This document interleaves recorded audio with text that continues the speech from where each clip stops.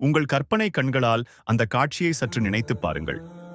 1400 ஆண்டுகளுக்கு முன்பு அரேபியாவின் மதீனத்துல் முனவ்வரா, இரவின் கடைசி பகுதியில் உலகமே ஆழ்ந்த உறக்கத்தில் இருக்கும் நேரம்.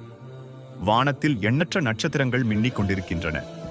மதீனாவின் ஒரு மூலையில் பேரீச்ச ஓலைகளால் வேயப்பட்ட ஒரு சிறிய மண் குடிசையில் அகிலத்தின் மிகச்சிறந்த படைப்பான நமது உயிரினும் மேலான நபிகள் நாயகம் ஸல்லல்லாஹு அலைஹி வஸல்லம் அவர்கள் கண் விழிக்கிறார்கள். அது ரஹ்மத் நிறைந்த ரமலான் மாதம். இந்த ரமலான் மாதத்தில் நமது நபிகள் நாயகம் அவர்களின் இரவுகள் எப்படி இருந்தன என்று நாம் எப்போதாவது சிந்தித்திருக்கிறோமா? அவர்கள் தங்களது நோன்பை எப்படி தொடங்கினார்கள்? அவர்களின் சஹர் உணவில் என்ன இருந்தது? சூரியன் மறைந்த பிறகு எதைக் கொண்டு நோன்பு திறந்தார்கள்? இன்றைய காணொளியில் நாம் வரலாற்றின் பக்கங்களை புரட்டி அந்த பொற்காலத்திற்கு செல்லப் போகிறோம்.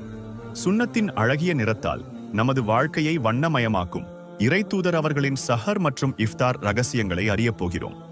நீங்கள் நமது சேனலுக்கு புதியவர் என்றால் மறக்காமல் சப்ஸ்கிரைப் செய்து கொள்ளுங்கள். அன்பானவர்களே, ரமலான் நோன்பிற்காக சஹர் செய்வது மிக முக்கியமான ஒரு விஷயமாகும். அது வெறும் பசியை போக்குவதற்காக உண்ணப்படும் உணவு அல்ல. அது ஒரு இபாதத் மற்றும் அல்லாஹ்வுக்கும் அவனது தூதருக்கும் கீழ்ப்படிவதன் அடையாளம். இறை தூதர் அவர்கள் கூறினார்கள், நீங்கள் சஹார் உணவு உண்ணுங்கள். நிச்சயமாக சஹார் உணவில் பரக்கத் இருக்கிறது. நபியவர்கள் ஏன் அதனை பரக்கத் என்று கூறினார்கள்? சஹார் உணவை உண்பதன் மூலம் நோன்பாடி உடல் வலிமையை மட்டுமின்றி நாள் முழுவதும் அல்லாஹ்வின் வழிபாட்டில் மூழ்கியிருக்க உதவும் ஆன்மீக வலிமையையும் பெறுகிறார். மேலும் யூதர்கள் மற்றும் கிறிஸ்தவர்களின் நோன்பிற்கும் நமது நோன்பிற்கும் உள்ள முக்கிய வித்தியாசமே இந்த ஷஹர் உணவுதான். இன்றைய நவீன காலத்தில் நாம் சஹர் நேரங்களில் பிரயாணி, இறைச்சி என வயிற்றை நிரப்புகிறோம். ஆனால் உலகின் மிகச் செல்வாக்கு மிக்க மனிதரான நபியவர்களின் சஹர் உணவு மிகவும் எளிமையானதாக இருந்தது. அவர்களின் விருப்பமான உணவு பேரீச்சம்பழமும் சிறிதளவு தண்ணீரும் தான். விசுவாசிகளின் மிகச்சிறந்த சஹர் உணவு பேரீச்சம்பழமாகும் என நபியவர்கள் கூறியுள்ளார்கள். இன்று நவீன மருத்துவம் தலைவணங்கும் ஒரு உண்மையை 1400 ஆண்டுகளுக்கு முன்பே நபியவர்கள் நமக்கு கற்றுக் கொடுத்துள்ளார்கள். பேரீச்சம்பழத்தில் உள்ள நார்சத்து, குளுக்கோஸ் மற்றும் தாதுக்கள் உடலுக்கு நீண்ட நேரம் சக்தியை வழங்குவதோடு இரத்த சர்க்கரை அளவையும் சீராக வைக்கிறது. நம்மில் பலர் தூக்கம் கெட்டுவிடும் என்று பயந்து நள்ளிரவு 12 அல்லது 1 மணிக்கே சஹர் செய்துவிட்டு தூங்கி விடுகிறோம். ஆனால் சுன்னத்தான முறை என்ன தெரியுமா? முஹம்மது நபி ஸல்லல்லாஹு அலைஹி வஸல்லம் அவர்கள் சஹர் உணவை சுபுஹ் நேரத்திற்கு சற்று முன்பாகவே தாமதப்படுத்தி சாப்பிடுவார்கள். சஹருக்கும் பாங்கு சொல்லப்படும் நேரத்திற்கும் இடையில் வெறும் 50 குர்ஆன் வசனங்களை ஓதுமளவு மட்டுமே இடைவெளி இருக்கும். தாமதமாக சஹர் செய்வதால் உடலில் நீண்ட நேரம் சக்தி தங்கியிருக்கும், தாகம் குறையும், ஃபஜ்ர் தொழுகையை ஜமாத்துடன் தொழுவதும் எளிதாகும். மேலும் இந்த ஷஹர் நேரம் என்பது அல்லாஹ்விடம் பாவ மன்னிப்பு கேட்பதற்கும் துவாக்கள் நிறைவேறுவதற்கும் மிகச்சிறந்த நேரமாகும். சுபுஹ் தொழுத பிறகு சூரியன் உதிக்கும் வரை அல்லாஹ்வை திக்ரு செய்வதில் நபியவர்கள் அமர்ந்திருப்பார்கள். நோன்பு என்றால் நாள் முழுவதும் தூங்குவதோ அல்லது சோர்வாக இருப்பதோ அல்ல. ரமலான் மாதத்தில் நபியவர்களின் செயல்பாடுகளும் வழிபாடுகளும் பல மடங்கு அதிகரிக்கும். குறிப்பாக அவர்களின் தர்மம்.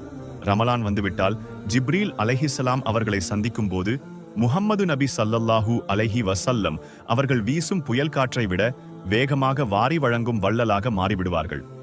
சாதி, மத, நிறபேதமின்றி அனைவரையும் அந்த கருணை சென்றடையும். பகலில் சிறிது நேரம் ஓய்வெடுப்பார்கள்.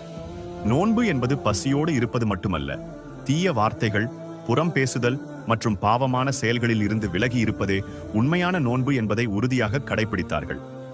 மாலையில் மதீனாவின் வானம் செந்நிறமாக மாறும் நேரம் தோழர்கள் இஃப்தாருக்காக காத்திருப்பார்கள். அந்த தருணம் நமது நபியவர்கள் பல்வேறு உணவுகளை வைத்துக்கொண்டு காத்திருக்க மாட்டார்கள். மாறாக கைகளை ஏந்தி அல்லாஹ்விடம் துவா செய்து கொண்டிருப்பார்கள். நோன்பாளி நோன்பு திறக்கும் தருவாயில் கேட்கும் துவா ஒருபோதும் நிராகரிக்கப்படுவதில்லை. எனவே அந்த பொன்னான நேரத்தை துவாக்களிலும் நன்றியுணர்விலும் கழிப்பார்கள். சூரியன் மறைந்ததும் ஹஸ்ரத் பிலால் ரலியல்லாஹு அன்ஹு அவர்களின் இனிமையான பாங்கு சத்தம் ஒலிக்கும். பாங்கு சத்தம் கேட்ட உடனே சிறிதும் தாமதிக்காமல் நபியவர்கள் நோன்பை திறந்து விடுவார்கள். நமது இஃப்தார் தட்டுகளில் எண்ணெயில் பொரிக்கப்பட்ட உணவுகளும் சர்பத்துகளும் நிரம்பியிருக்கின்றன. ஆனால் நபியவர்களின் இஃப்தார் எப்படி இருந்தது தெரியுமா? சில ருதப் எனப்படும் பழுத்த ஈரமான பேரீச்சம்பழங்கள். அது கிடைக்கவில்லை என்றால் சில காய்ந்த பேரீச்சம்பழங்கள், தமர். அதுவும் கிடைக்கவில்லை என்றால் சில மிடறு தண்ணீர். நாள் முழுவதும் பசியோடு இருந்த வயிற்றுக்கு பேரீச்சம்பழத்தில் உள்ள இயற்கையான சர்க்கரை உடனடியாக மூளைக்கு திருப்தியான சமிக்ஞையை அனுப்புகிறது. தண்ணீர் உடலை சோர்விலிருந்து மீட்கிறது. இது வெறும் சுன்னத் மட்டுமல்ல, மருத்துவ ரீதியாகவும் மிகச்சிறந்த வழிமுறையாகும். இஃப்தார் செய்த பிறகு நபியவர்கள் ஓதும் துவா. தாகம் தணிந்தது, நரம்புகள் நனைந்தன, அல்லாஹ் நாடினால் கூலியும் உறுதியாகிவிட்டது. நபியவர்கள் தாங்கள் மட்டும் நோன்பு திறக்க மாட்டார்கள். யார் ஒரு நோன்பாளிக்கு நோன்பு திறக்க உணவு அளிக்கிறாரோ அவருக்கும் அந்த நோன்பாளிக்கு கிடைக்கும் அதே அளவு நற்கூலி கிடைக்கும் என நற்செய்தி கூறினார்கள். ஒரு மிடறு பால் அல்லது தண்ணீர் கொடுத்தாலும் இந்த கூலி உண்டு. மதீனாவின் தெருக்களில் நோன்பு திறக்க வைப்பதற்காக சஹாபாக்கள் போட்டி போடுவார்கள். ஆனால் இன்று நமது இஃப்தார் பார்ட்டிகளில் பணக்காரர்களுக்கு மட்டுமே அழைப்பு விடுக்கப்படுகிறது. ஏழைகள் வாசலுக்கு வெளியே நிற்கிறார்கள். உணவு வீணாக்கப்படுவதை பார்த்தால் ஷைத்தான் கூட சந்தோஷப்படுவான். இதுவா நபியவர்களின் சுன்னத்? அன்பானவர்களே, இந்த ரமலானில் நமது உணவு பழக்கங்களில் மாற்றத்தை கொண்டு வருவோம். அதிகமாக உண்பதையும் உணவை வீணாக்குவதையும் தவிர்ப்போம். பேரீச்சம்பழம் மற்றும் தண்ணீரை கொண்டு சுன்னத்தான முறையில் நோன்பு திறப்போம்.